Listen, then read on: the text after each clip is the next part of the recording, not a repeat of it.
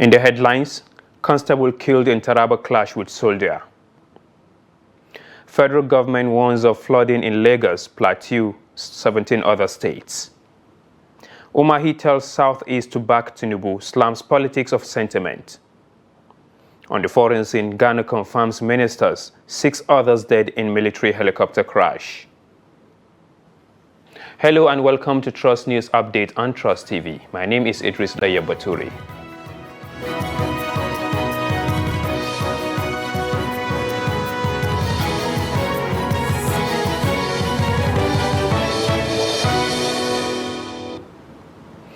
Now, Trooper Dauda Dedan, a newly recruited soldier who had just passed out from the military recruitment center at Depot Nigerian Army, has allegedly stabbed a police constable, Aaron John of Taraba State Command, to death in Jalingo. Confirming the incidents to newsmen in Jalingo on Wednesday, the police public relations officer PPRO of the Taraba Command, James Lashen, said the incidents occurred at 9 p.m. on Monday in Mayogui, a suburb of Jalingo town in Taraba.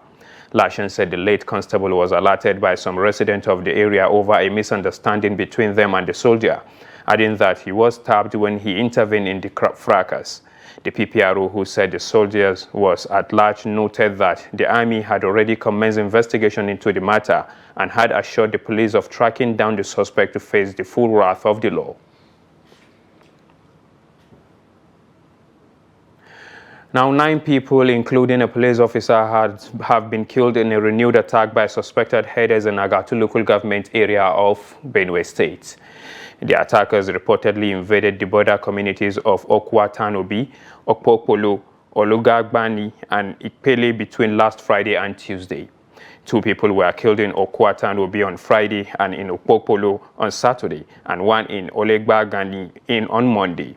The assault continued on Tuesday in Ipele, where a police officer and 4 others lost their lives. Local authorities believe the violence may be a reprisal following reports of cattle rustling in some Agatu communities. They appealed for calm and urged the headers to allow the government to investigate the matter instead of resorting to violence. The Benue State Police Command was yet to officially confirm the incident at the time of filing this report.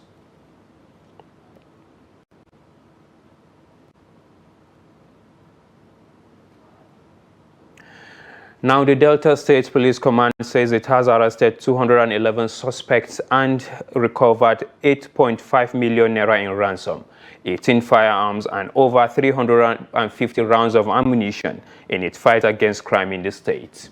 Commissioner of Police Abaniwonda Olufemi, who disclosed this during a press briefing in Asaba, attributed the success to the command's intelligence-driven and community-based policing strategies, which he said are making the state increasingly inhospitable for criminals. The report. According to the police, one of the major breakthroughs came through agent operation by the Special Anti-Kidnapping and Cybercrime Squad in collaboration with the Nigeria Army's 63 Brigade. The operation, the police informed, was carried out in Ogwashuku Forest on August 30th and led to the rescue of 2 kidnapped female polytechnic students. Commissioner Olufemi noted that during a gun battle, 2 suspected kidnappers were neutralized, while security operatives recovered an AK-47 rifle, 39 rounds of live ammunition, and a bag containing 3.5 million naira, suspected to be ransom paid by one of the victims. Around the Ogwashuku, you know that this is a recurrent area for us. After we have dealt with the last gang, available intel came to us that some other people have occupied the space where these people have been taken care of. So eventually we have to go after them. And on the 30th of July, at about 2300 hours, got started to be a night operation. Officers of the state anti-kidnapping team, in conjunction with officers and men of 63 Brigade and sister security agencies, stormed a hideout in the forest of Ogwashuku. The combined team engaged the suspected kidnappers with the gun, which led to the death of 2 of the suspected kidnappers. In another operation, a suspected kidnapper, Chadiji Collins, popularly known as Smooth, was arrested along Ibuza Road. A search of his residence in Ewulu community led to the discovery of an AK-47 rifle and 40 rounds of ammunition. His alleged accomplice, Ezechi Andrew, was also apprehended with 2 pump-action rifles and cartridges. In a separate sting operation targeting a notorious kidnapping gang in Sapele and Ohara, police arrested several members, including the suspected gang leader, Owe Abebo, also known as Adusa. A herbalist allegedly fortifying the gang with charms was also nabbed. The operation, the heavily armed suspect engaged the opportunity against gunplay. During which the suspect and the gang members sustained serious gun, they were taken to the hospital of the found dead, white others are still missing. In what the CP described as one of the largest crackdowns on cybercrime in the state, operatives again working with the Nigerian Army raided a suspected internet fraud hub at Post Housing Estate, Efrun. The operation led to the arrest of 184 suspects and the seizure of 273 laptops, 97 smartphones, an iPad, and 2 Wi-Fi routers. The command in the command effort with the Nigerian Army on the 21st of July 2025 at about 17:45 hours, acting on credible intent, they carried out the coordinated raid on the location within Post Housing Estate, that's the Army Housing Estate, Efrun, where suspected internet fraud was taking place. The operation resulted in the arrest of one Kevin Odini, 33 years old, and 133 others engaged in online fraud-related activities. Summing up the command's July operations, CP Olufemi said a total of 18 firearms, 359 rounds of ammunition, 8.5 million naira ransom, and over 370 cybercrime-linked electronic devices were recovered. Jonathan Anwanyai, Trust TV News, Asaba.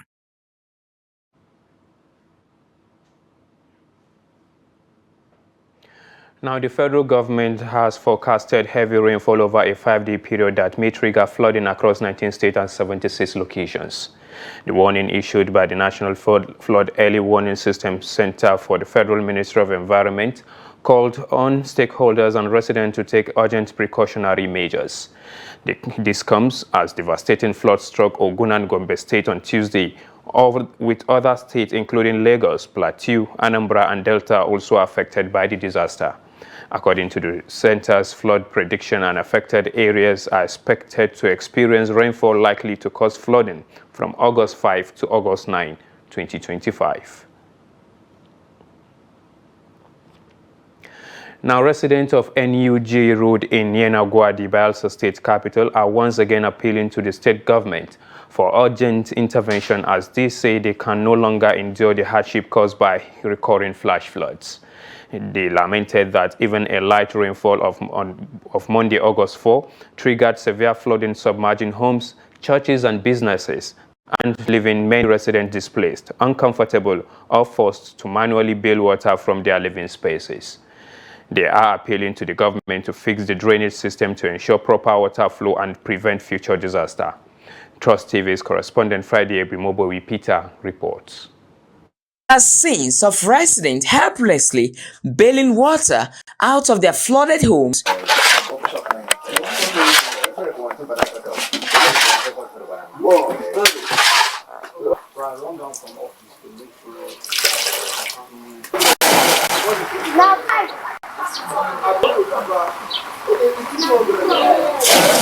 For some residents, the flood has disrupted their daily lives. They recounted how their shops and homes were submerged with food items like garri and noodles completely soaked. Water fill inside the store.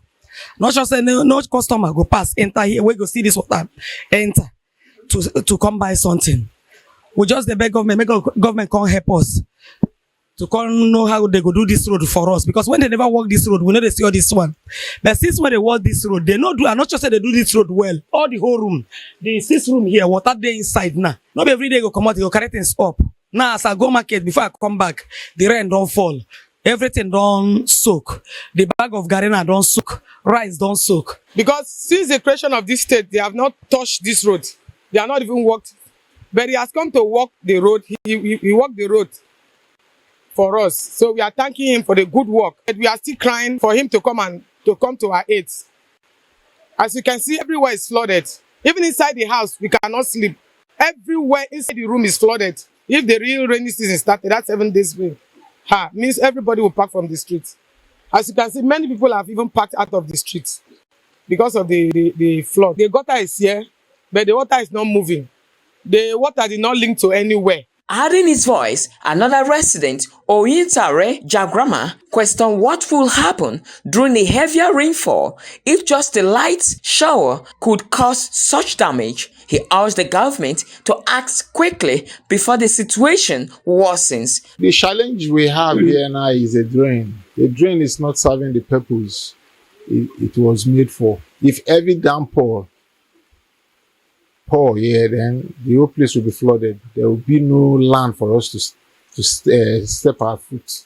It's just because of the rain. I came back from office to ensure that the water does not destroy things in my house. But I know there are a lot of health challenges, like you have malaria and the rest. And if not properly checked, the people in the area will suffer a lot. So government should come and assist us. The resident emphasized that without immediate action to repair and expand the drainage system, more people in the area risk being rendered homeless.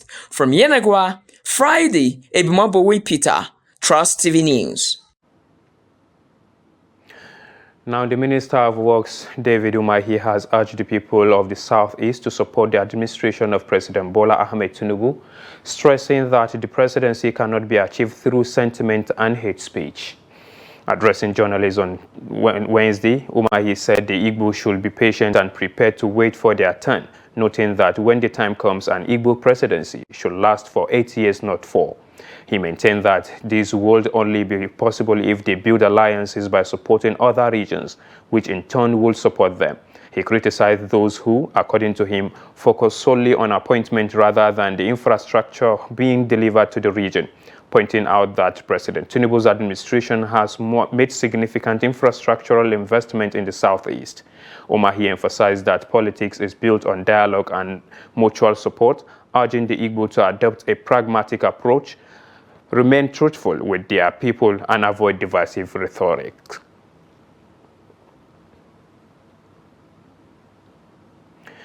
Now, members of the Julius Abure-led group of the Labour Party LP on Wednesday protested at the national headquarters of the Independent Electoral Commission INEC in Abuja against the omission of its candidate names for the upcoming by-elections. The protesters demonstrated against INEC's decision not to publish the names of LP candidates submitted by the Abure group for the Federal Capital Territory FCT area council elections and some upcoming National Assembly by-elections. Chanting slogans and waving placards with different inscriptions, the protesters marched around the INEC premises under the watch of the security operatives. Some of the placards read, "INEC should respect the rule of law. Supreme Court judgment favors Julio Abure. Caretaker committee is not a political party. Stop killing democracy in Nigeria, and INEC should not kill the greatest opposition party in Nigeria." Meanwhile, the leadership of the Labour Party, in a statement on Tuesday, distanced itself from the protest, warning that the action was neither authorized nor recognized by the legitimate organs of the party. In a statement signed by Ken Eluma Asogwa, Senior Special Advisor on Media to the Interim National Chairman, Nenadi Usman, the party described the protesters as imposters and political impersonators.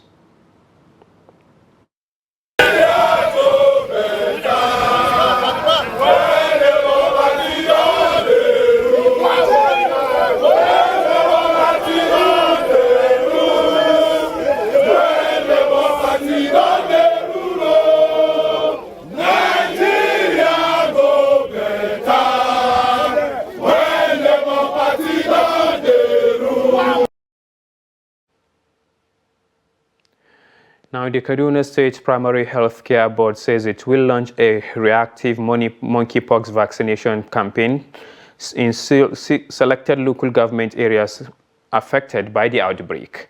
Health educator at the board, Issa Yushau, announced this during a stakeholders engagement meeting on Wednesday. He said the exercise, targeting high-risk groups, is scheduled to begin on August 10 or 11 and run for 10 days, with a second round billed to commence 4 weeks later. He said priority will be given to laboratory workers who handle infected specimens, people with compromised immunity, and individuals with high-risk sexual behavior. Yushaw explained that the campaign, supported by the federal government, the National Primary Healthcare Development Agency, and the development partners, will be implemented in collaboration with traditional rulers, religious leaders, civil society organizations, and medical institutions to ensure public acceptance. Now, in a dramatic turn of events, the Kano State Commissioner for Transportation, Ibrahim Ali Namadi, has resigned. This comes just hours after Governor Abba Kabir Yusuf received the findings of a committee investigating Namadi's alleged role in securing bail for a suspected drug baron Suleiman Aminu Danwau. According to a statement signed by the governor's spokesperson, Sanusi Batura Dawakin Tufa, the commissioner said he was stepping down in the overriding public interest, citing the sensitive nature of the issue at hand. The case has sparked public outcry, especially in a state like Kano, where drug abuse remains a deeply troubling and widespread issue. The resignation is seen as a major move in the state government's continued drive for integrity, transparency, and accountability in public office.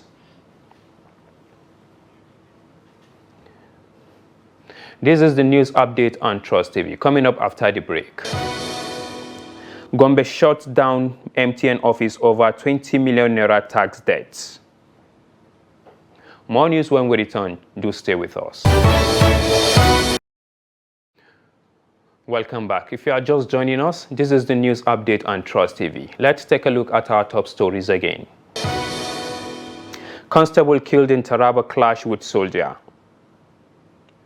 And federal government warns of flooding in Lagos Plateau, 17 other states.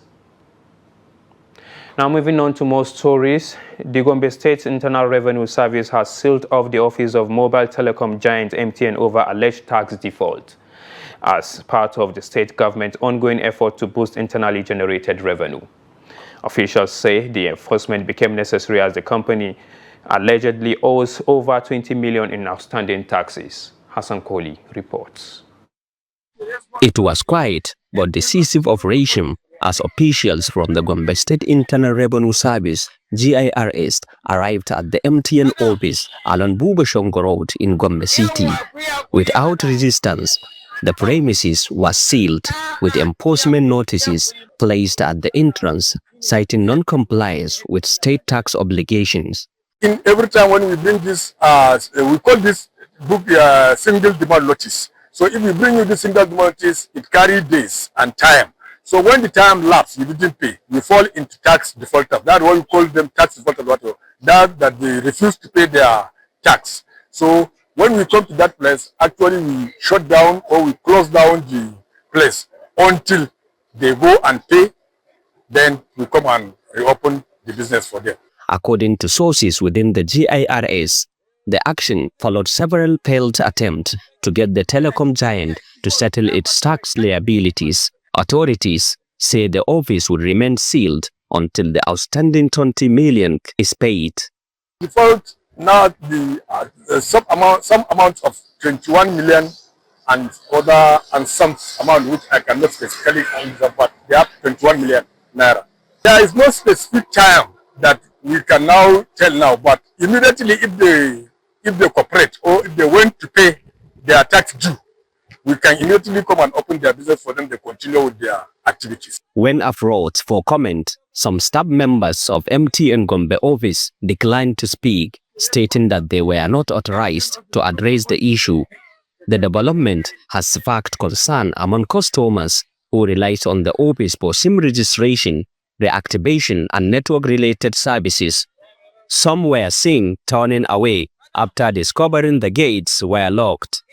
Gombe State has recently intensified its enforcement of tax laws, focusing on corporate defaulters in a bid to show off revenue. As at time of filing this report, the MTN office remained sealed, even as the Gombe State Internal Revenue Service vowed to go after more defaulters in the coming weeks. Hassan Kohli, Trust TV News, Bombay. Now, the Nigerian Civil Aviation Authority (NCAA) has suspended 2 value jet pilots following a serious breach of aviation safety protocols at the Nnamdi Azikiwe International Airport, Abuja. Preliminary findings revealed that on Tuesday, the pilot commenced departure procedures from the designated bay without obtaining the mandatory pre-departure clearance. The NCAA described the incident as a grave violation that endangered the safety of ground personnel and other airport users, contravening civil aviation regulations and international safety standards.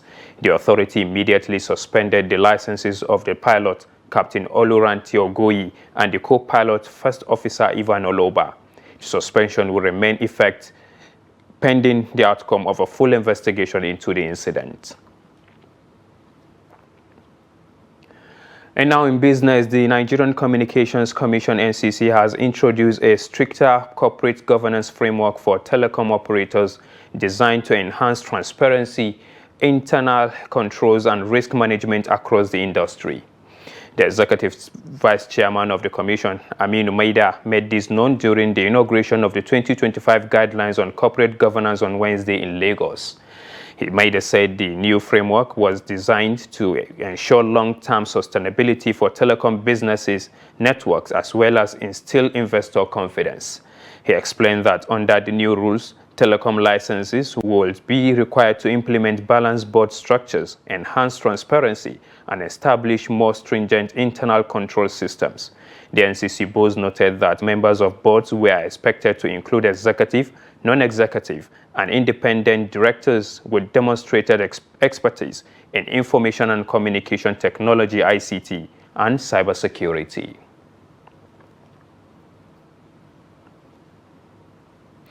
Now, away from Nigeria, Ghana's Defense Minister Edward Omani Boma and Environment Minister Ibrahim Murtala Muhammad were among 8 people killed in a military helicopter crash on Wednesday in the southern Ashanti region. The victims also include 3 other government officials and 3 Air Force crew members. Presidential Chief of Staff Julius Deborah described the incident as a national tragedy, offering condolences to the families of those who died in service to the country. The military said radar contract was lost with the Z-9 Air Force helicopter before the crash. I have the unpleasant duty, sadly, to announce a national tragedy involving the crash of a military helicopter this morning around the Adansi area in Ashanti region. Government regrets to announce the demise of the following persons in the tragic crash: Dr. Edward Kofi Omani-Boama, Minister for Defense; Alhaji Dr. Ibrahim Murtala Muhammad, MP, Minister for Environment, Science and Technology; Alhaji Muniru Mohammed Lemonad, Acting Deputy National Security Coordinator and former Minister for Food and Agriculture; Dr. Samuel Sapon, Vice Chairman of the National Democratic Congress; and Mr. Samuel Abuaji, a former parliamentary candidate; Squadron Leader Peter Bafemi Anala, Flying Officer Manin Chum Ampedu. And now in sports, Ani Ozoimana and Abdurrafiu Tayo are doubtful for Nigeria's next game against Sudan at the 2024 African Nations Championship. Ozoimana, a goalkeeper, missed the home-based Super Eagles 1-0 defeat to Senegal due to knee problem. Left-back Tayo, who started the Group D encounter, picked up a knock in the second half. He was replaced in the 64th minute by Harrison Ozondu. The duo missed the team's recovery session on Wednesday morning, according to media officer Promise Efogi. Head coach Eric Chele will hope they recover in time for the clash with Sudan.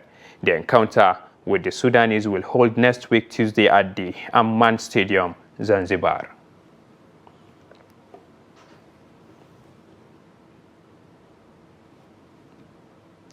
And with that, we have come to the end of the news update on Trust TV. Do not forget to follow us across all our media platforms and also watch us live on YouTube for more news programs and documentaries. My name is Idris Ayeboture, thanking you for being with us. Good evening.